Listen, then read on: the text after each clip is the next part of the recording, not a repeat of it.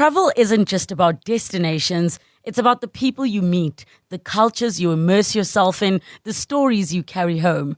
I'm Relebogile Mabocha, and on my travel feature, I take you on a journey beyond the guidebook. Each week, I connect with fellow travelers, insiders, and storytellers to bring you the heart of every place. Whether it's a hidden gem right here in South Africa or a dream destination abroad.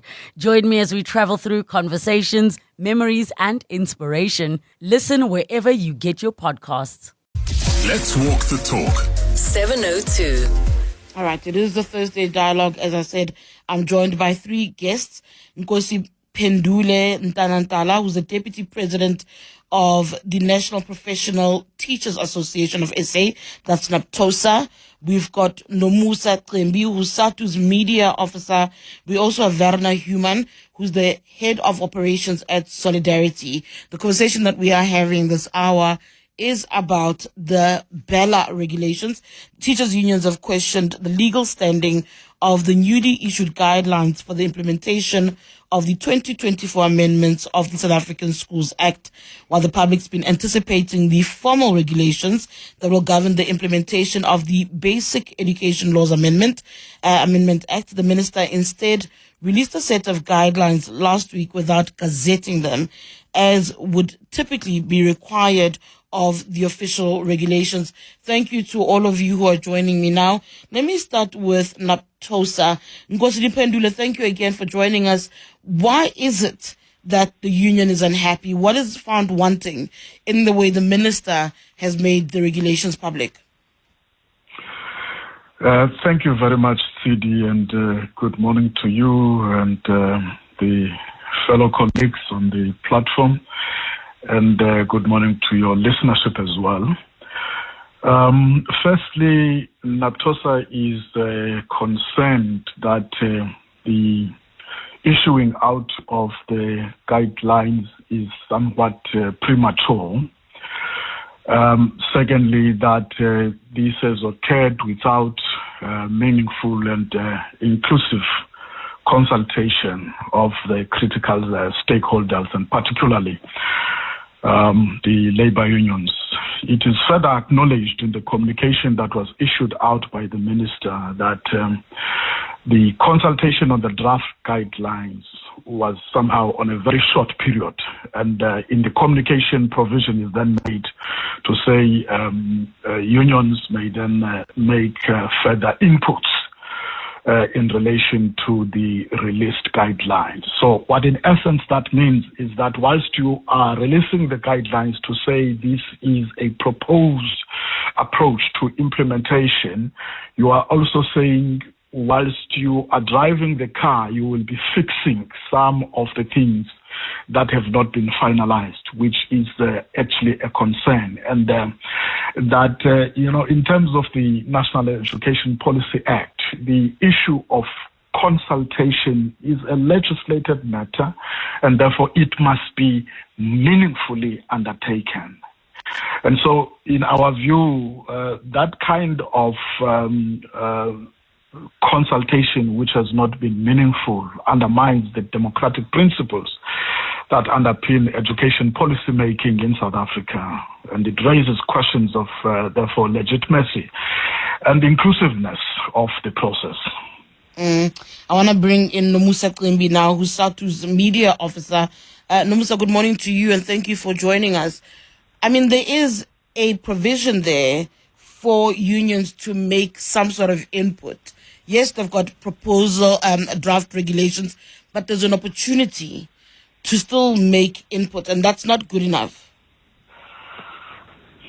Yes, good morning today, and good morning to the listeners and fellow panelists.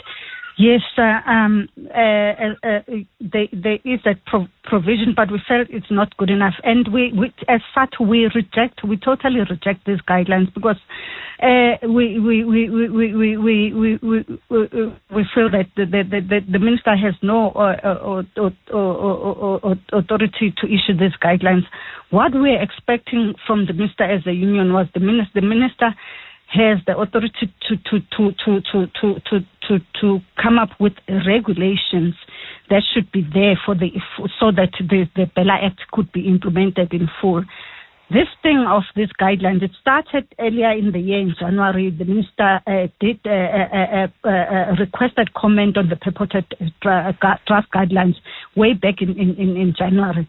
Requesting comment. She issued those guidelines on the 16th of January, requiring comment by the 20th of January. We said the deadline imposed of the 28th of January was way too short to enable the union to process the matter through its structures. So, and secondly, we asked the minister to clarify on the legal basis and the authority of the minister-in-law to issue these guidelines, because the minister is only authorized in law to make regulations following a process prescribed in the law. So it is unclear which process was followed in this regard, which translated in these purported guidelines. Do you think? Yeah. So we requested a clarity on the process to be followed once the comments have been received, as well as the legal status of these purported guidelines. It is unclear whether the guidelines are intended to be binding and to have legal effect. So what she sent out on Thursday, she said these guidelines are non-binding, which really we feel it's a waste of time. It's delaying the implementation of this because they are not binding. And instead of the minister coming up and issuing the regulations, we feel she's wasting time by coming with these guidelines instead of coming with what she's supposed to come up with, which is the regulation. I do wonder, Nomusa, if you do feel that she is wasting time deliberately, that there is an agenda at play. Remember, part of the difficulty with this is Siwe Kwagube, yes, she's the basic education minister, but she comes from the Democratic Alliance, which was opposed to the BELA Act. And part of what they had said when the president finally signed it into law is that they will be able to at least tinker or at least have some sort of impact on how the regulations are done in order to delay the full implementation of BELA. Yes, as such, we suspect that she is pushing the agenda of the DA, because from the beginning of the process, you remember very well when there was the signing of the bill into law. She boycotted the signing process, and right through the DA has done its best to ensure that the bill is not signed into law. So with what she has come up with now, it makes us to believe that really she is pushing the line of the DA instead of ensuring that the bill is implemented, that the act is implemented in full. I want to bring in now Werner Human, who is head of operations at Solidarity. Solidarity, if you remember, is completely, totally opposed. Not only that, but it's taken this matter to the court. It flagged concerns at the time about the powers that are to be given to provincial heads of education to override the school governing bodies' decisions on language and admission policies. Remember, those were the crux of their issues. Werner, good morning to you. Welcome to Radio 702. When you look at the draft proposals, are you satisfied with what you see? Are you happy with the minister's suggestions? Good morning to all, and thank you for the opportunity. I think before I answer that, I need to make a few very important corrections that has been stated by my fellow panelists. Firstly, I think it's a very dangerous tendency that we will get when we've got this approach, especially from SADTU, to try and imply that the minister has actually got a sinister agenda and she wants to push it through. You must recall that the minister is a co-signatory of the BELA Act, to which we are opposed to, as you stated. She co-signed the BELA Act, and there's no reason to say that she's not a bona fide minister in her position. And I think if that approach is the approach of SADTU, it means that they will oppose anything that the minister tries to do because they feel there's some sort of different agenda there. And secondly, the nature of the guidelines and what the guidelines represent is not accurately represented here. First of all, guidelines are not law or regulations that must go through a public consultation or a strict consultation process. The guidelines can be published by the minister at her own behest. She's got that prerogative. The consultation that she did have somewhere during the course of the year, to which SADTU referred to, is something that is actually something of courtesy. She doesn't need to do that. And Minister Motshekga, the previous minister, she had, I counted, more than 10 sets of guidelines, which she published during her tenure as minister. So we're making out these guidelines as being something that is sinister, that is underhanded, representing something that is strange and something that we shouldn't pursue, whilst it's simply a document that has a unique status. It has a unique status because it derives, every single paragraph derives from existing legislation, legal precedents, and it's aimed at placing us in a way in how we can interpret the current BELA Act. And this is precisely necessary now before we go into the process, which is the next phase, and that is where the different norms and standards for capacity and language and admissions are to be drafted, and this would place us in a position on that line. Having said that, more directly to your question, we remain opposed for the BELA Act for the same reasons that we've stated during last year. We believe that the guidelines, good guidelines, if we say the guidelines are good and constructive, good guidelines cannot mend a broken provisions of the Act, the broken provisions of the Act. So we still remain on that basis opposed to it. But we think that the guidelines are very helpful.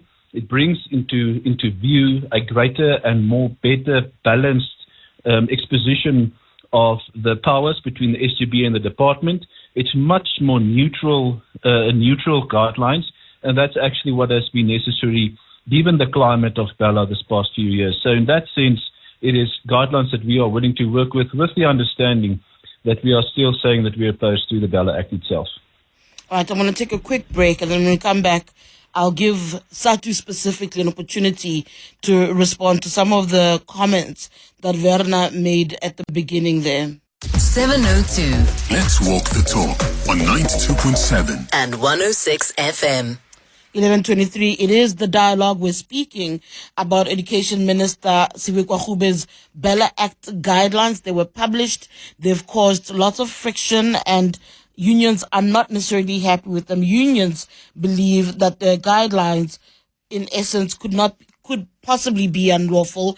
They've raised issues with them. We are in conversation with NAPTOSA, with SADTU, and of course, we're speaking to Solidarity, which has gone to the courts around this particular matter. If you've got questions, you want to weigh in on this, 011-883-0702, 072-702 1702. Teboko in Pretoria, I see you. But before I come to you, I want to give Nomusa an opportunity to respond to some of the comments from Werner. I mean, Werner in essence is saying you are acting in bad light, and you as a federation, as a union rather, don't understand that the guidelines are permissible. The way the minister's dealt with it is permissible in law. No, I'll tend to disagree with Werner. The law is clear that the minister is only allowed to make regulations, not guidelines, in terms of the BELA Act. And it is the very reason that SADTU rejected these guidelines in the first place. And by the minister's own admission, the BELA Act does not expressly provide for the drafting and issuing of these guidelines. And further, it has no binding or lawful effect. So it's not that we are just opposing for the sake of it. The BELA Act does not allow the minister to make those guidelines, but is allowing the minister to make guidelines. And SADTU has been compliant and engaged in the development of the regulations. You know, at the beginning of the year, task teams were formed to come up to develop these regulations. We were compliant. We had our representatives there in the task teams that were formed, and their work was concluded at the end of March, and they submitted to the minister. And we do not understand why there has been no further movement on the regulations since the end of March. All right, thank you. I'm going to go to Tebogo in Pretoria. You've got a question for our guests? My question is not a question. It's more of a question, but in a comment format. Dumela. Sure, go ahead, Dumela. Yeah. Look, I want to say that I'm a stakeholder management expert of more than 10 years. I've rendered this service both for government and private sector. And one of the things that I've observed over the years is that politicians tend to think that they're the only ones who deserve to be consulted or who deserve to actually give input. So can these politicians stop talking as if that they're the only ones that must give input? The public have the same legal right to actually afford the opportunity to actually give as much input in whatever process that government wants to undertake. Right now, I'm hearing politicians talking as if that they have the sole right to actually be consulted. Hey, we the public probably have more right than them, because some of us are experts. There are even probably ex-teachers and whatever who are sitting out there who are not politicians. Can the public be given opportunity to actually give input, and not only these politicians thinking that they're the only ones who can come there and make noise? All right. Thank you, Tebogo. Tebogo's out in Pretoria. I want to bring in Nkosiphendule a little bit from NAPTOSA, a little bit into this conversation. The back and forth that's happening, in essence, between what Werner Human is saying as well as what Nomusa Cembi is saying about the minister's intentions. How do you read it? What is your perception? Do you think the minister is causing confusion by printing out guidelines as opposed to giving us regulations and making sure that those are gazetted? Yeah, thank you, Tshidi. At first, I must say unions must be consulted on matters that affect the rights and responsibilities of their members, and especially matters that impact the working conditions of our members. We must be consulted on those. Secondly, there is no suggestion on our part that when we speak about us being meaningfully consulted, that other stakeholders, including the public, may not be consulted, right? Our issue rests on the non-binding nature of the guidelines. And I don't want to pursue the line of thought that seeks to suggest that there may be ulterior motives on the part of the minister, but I would suggest that there may have been misguided advice, because indication has been made that legal advice was sought and all the likes. You see, the problem with issuing out the guidelines and indicating that they are non-binding, right, is that you run the risk of having inconsistent application of the guidelines, because they are non-guiding. They are non-binding. They are subject to a number of interpretations. And so, especially in the absence of a finalized gazetted policies, norms, and standards, you run the risk of inconsistent application of those particular guidelines, where people may, based on their thinking, may do certain things in a particular way. And so this would probably, in our view, create administrative confusion, because provincial departments and school principals and SGB may at times treat the guidelines as binding, and our view is that they are not binding. But we must make the point that we acknowledge in the statement that was released that the regulation, the issuing of the regulation is in progress. We acknowledge that. But that the guidelines are non-binding may create administrative confusion in our view. All right. We are in conversation with the dialogue. We're in conversation with the different unions around the guidelines that were put out by Minister Siwe Kwagube around the BELA Act, the Basic Education Laws Amendment Act. From what I understand, there will be it will not be easy to take unilateral decisions, that quite a lot of consultation has to happen on crucial decisions. Yes, think about language and admission policy, and those have always been part of the contentious tidbits of the BELA Act. So governing bodies, parents, associations, larger communities now are forced to become part of the conversation when those decisions are being taken. The unions are not having it. What is your say? 011-883-0702, 072-702-1702. It's a touch after 11:30. 702 Let's walk the talk on 92.7 and 106 FM. Welcome back. It is the dialogue on the Clement Manyathela Show. We are discussing the Basic Education Laws Amendment Act. The minister has published regulations, not necessarily guidelines, rather, not the regulations that many have been anticipating and waiting for.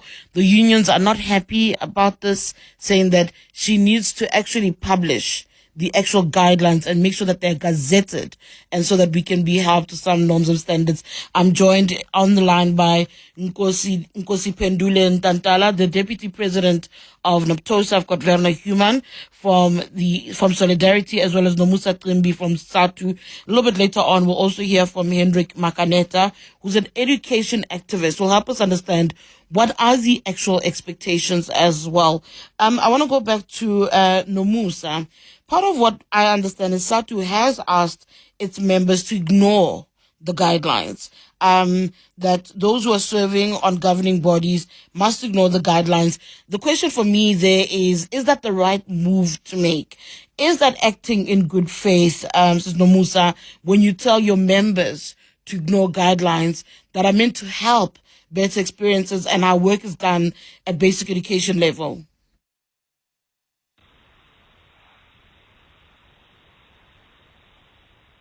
Believe that these guidelines may cause confusion, in that we are still going to have the regulations coming into place, and they may interpret these guidelines as binding.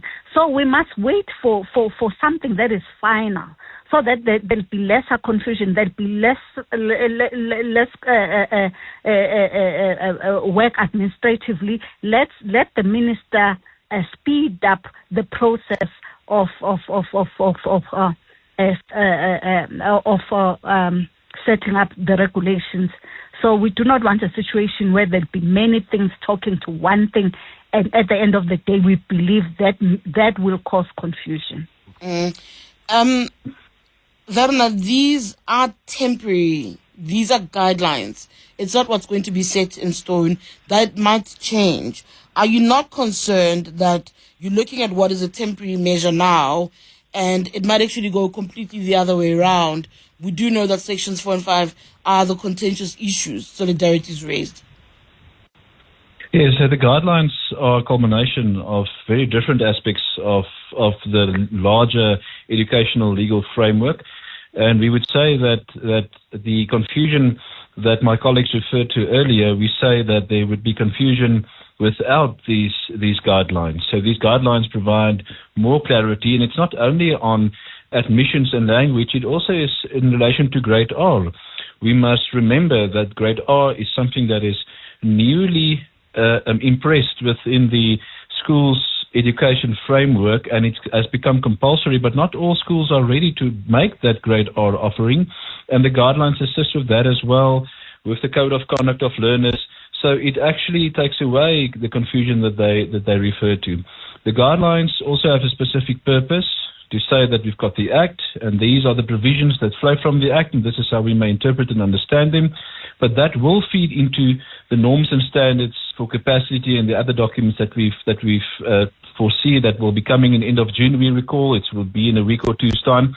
But this is the momentum and the direction that it ought to take. So I won't say there's a confusion there. It actually builds a momentum.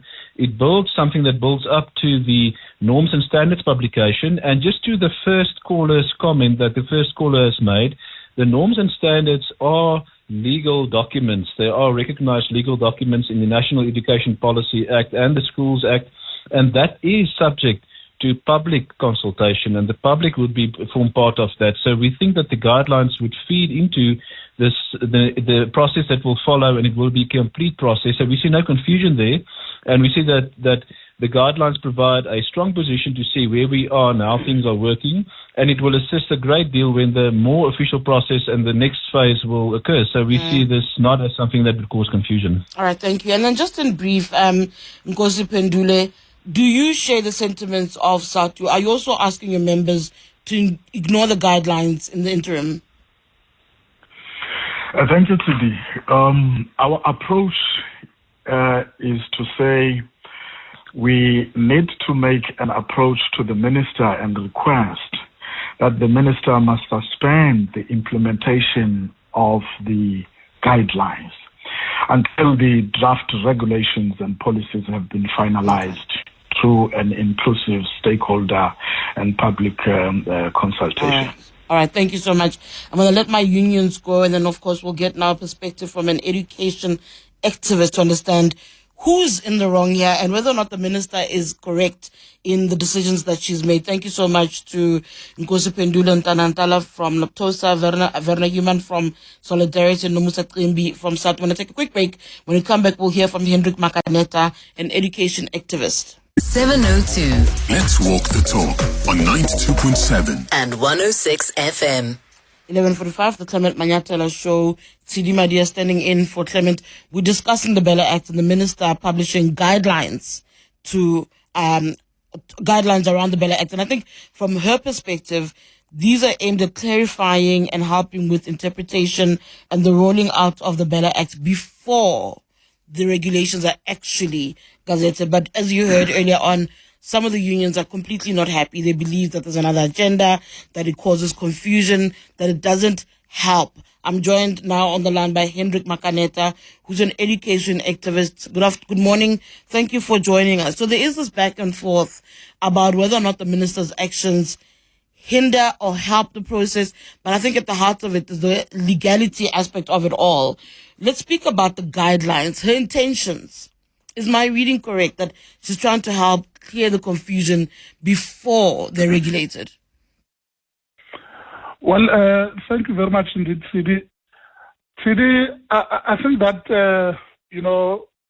I've read the guidelines myself in terms of all of those clauses, starting with the one for grade R.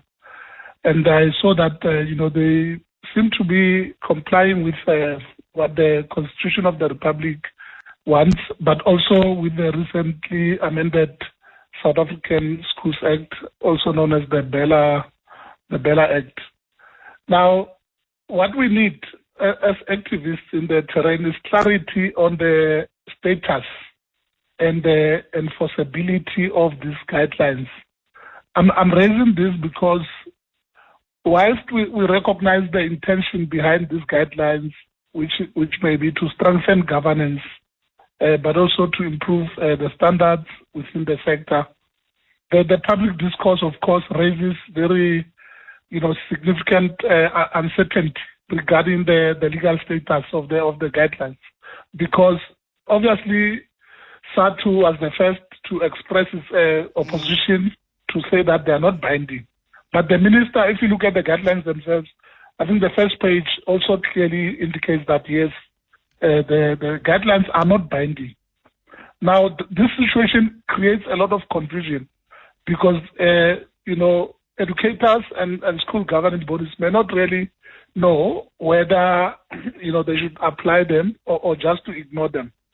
Because in the absence of this clarity at CD, there is a real risk that there might be inconsistent application. You might find that one school is applying the guidelines, another one is ignoring them. SADTU has already said they've told their members that they must ignore these guidelines, which and of course, SADTU is the biggest union in the sector. So you can imagine there are too many schools which are not going to apply these guidelines. But the way she's also gone about it, is that normal? I mean, the question of guidelines versus regulations themselves, is it standard to have a minister providing guidelines, or is it seen as a deviation? Well, if you look at Section 85, read with subsection 2 of the Constitution, it empowers the minister, to implement the basic education legislation. But the fact that at the moment the national regulations have not been developed yet, of course, that should not serve as a stumbling block in the implementation of legislation.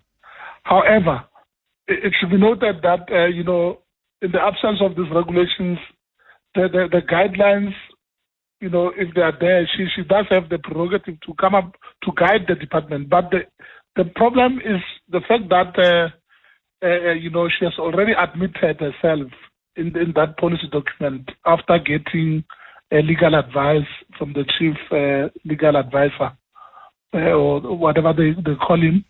There's going to be a need that the minister should come out clearly, publicly, to clarify the status of the guidelines. And equally, I think that she might have to initiate a very transparent process, which can be inclusive.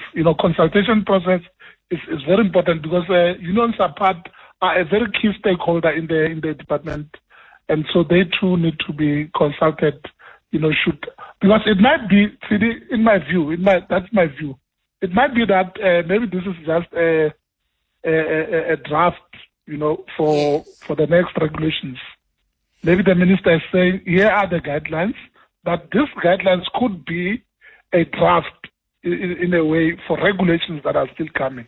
I'm wondering about that, because even if it is a draft, because that's what my sentiments are as well, one would want to believe that part of taking everybody on the journey with you, if you want to win at whatever it is that you're doing, you include everybody at every turn. The fact that the unions are saying we're now being asked for input, but we weren't consulted in the lead up to this period. So there might be a way where you open the door for them, but you leave people, you alienate people when you already produce guidelines and they weren't part of that conversation, don't you? Definitely. One thing, because look, we are now under GNU, and there is no doubt that each and every member of the cabinet who serves in the GNU. I mean, it has always been the case even with the ANC. All ministers of the ANC, they advocated for the implementation of ANC policies and so on. So it is possible that the minister might have just been summoned perhaps to the DA headquarters to say, look, this is our position. We think that you should implement these guidelines, as a proposal. And perhaps that is what she's advocating for, which something which I think many people, especially SADTU, which is aligned to the ANC, may not be happy about. So transparency is required because in a sector such as basic education, we always need clarity. And of course, collaboration is very important because we believe that if there is clear communication from the minister, that can help to avoid this unnecessary conflict that we are currently undergoing. The issue of application that you yourself say will not be consistent because of the confusion, what would be the consequences? These are guidelines. Unions, SADTU says, don't ignore them, don't implement them. What would be the consequences for its members? Well, obviously, now that the minister herself and the guidelines state that they are not binding, it means there will be no consequences. All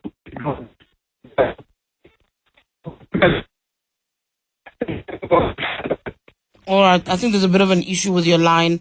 I'm going to try to stabilize your line a little bit. What are your thoughts about that? I mean, at the heart of this, believe it or not, it's still really around the language policy. It's still the issue of admission that's at the heart of this battle as well, with some people saying that the minister is seemingly trying to find a way to either delay the process. I'm going to try to bring Hendrick. Yeah, Hendrick is back on now. Thank you so much, Hendrick. Thank you for coming back. We were weighing in on the consequences.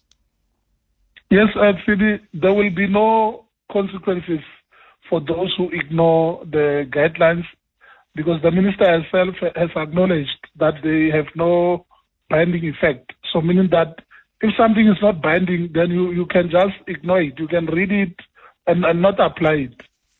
But of course, remember, Tshidi, the biggest bone of contention has always been that Section 5 and the other section that is admission of learners. Yep. Exactly. But if you look at the guidelines, they clearly propose that, as and when the SGB reviews the admission policy, such policies should be in line with the Constitution of the Republic. But and of course, the admission policy itself should not unfairly discriminate against any learner. I think those are the very fundamentals that we support. If you look at the guidelines, they are not bad. They are simply interpreting what should be done, also in terms of the equality clause, that no learner should be left out, in the implementation of this, no learner should be disadvantaged in a sense. But Hendrick, for some people, part of the broadening of that process around these two contentious clauses that has a larger members of the community weighing in, families, other stakeholders weighing in. For some people, that input that is required, associations, parents, governing bodies, that larger community, that idea for people is where the accusation or the claim, I think, of trying to delay the inevitable lies, of trying to politicize what already was actually seen as a hot potato all along. And there's concern about if this is the direction we're going to go into, what will happen when it actually has to be enacted across schools? Well, remember, Tshidi, that the law is there already. So obviously, the process that we are now undertaking is how to apply that law or how to implement all of those clauses that are found in the BELA Act.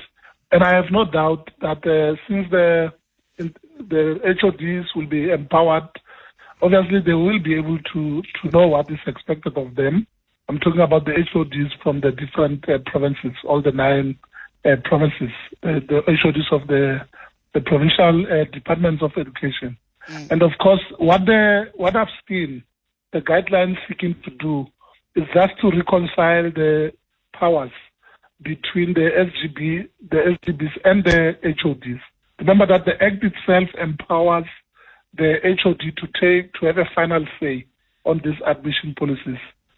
And also in terms of the admission policies, the HOD can be able to reverse even the decisions of the SGB for that matter. Does this weaken the solidarity matter? I mean, this is a matter that is before the courts on their ends.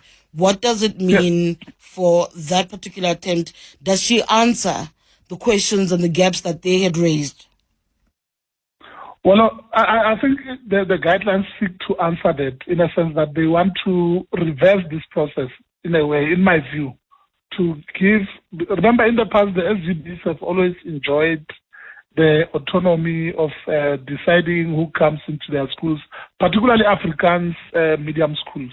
This is where you find that there might be many black people who reside in that suburb, but their children are not able to get into those schools simply because of this admission policies that has been designed by the SGB. And in most cases, you find that, black people there or English-speaking learners in that community are the majority, but, they're still excluded by this SGB. So the Act actually was trying to address that, but the guidelines are trying to protect, in my view, to protect, these Afrikaans medium schools from being tampered with.